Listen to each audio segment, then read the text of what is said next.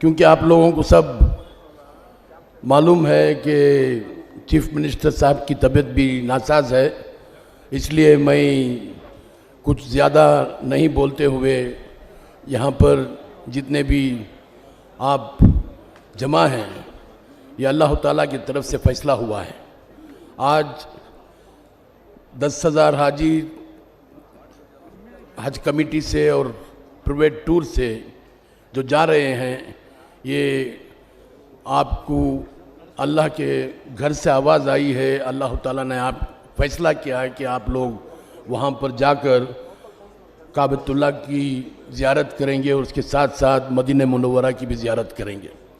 और मैं समझता हूँ कि आप लोग खुश नसीब हैं, आप लोगों की हिम्मत अफजाई करनी होगी और आप लोगों को खुद गुलपोशी करनी होगी।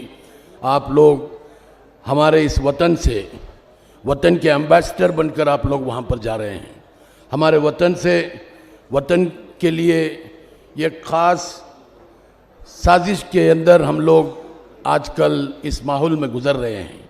मैं आप लोगों से दुआ करता हूँ, गुजारिश करता हूँ कि ख़ास कर काबतुल्लाह शरीफ में और मदीना शरीफ में, ख़ास कर हमारे वतन के लिए और हमारे वतन में चैन और सुकून के साथ ज़िंदगी गुजारने के लिए ये जितने भी साजिशें हो रही हैं, इस साजिशों का ख़ात्मा करने के लिए आप दुआ करें।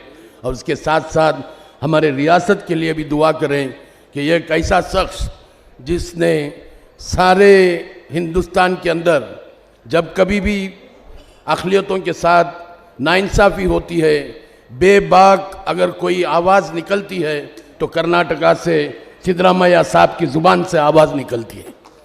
तो ये मैं चाहूँगा कि आप लोग ये सहारा हमारा, ये आसरा हमारा हमारे साथ रहे जब तक सिद्धरामैया साहब और इनकी जो कोशिश है ज़्यादा से ज़्यादा सब लोगों के साथ, ये साथ सबको इंसाफ मिलना चाहिए, सब लोगों के साथ इंसाफ होना चाहिए, यही एक मिशन उनका है।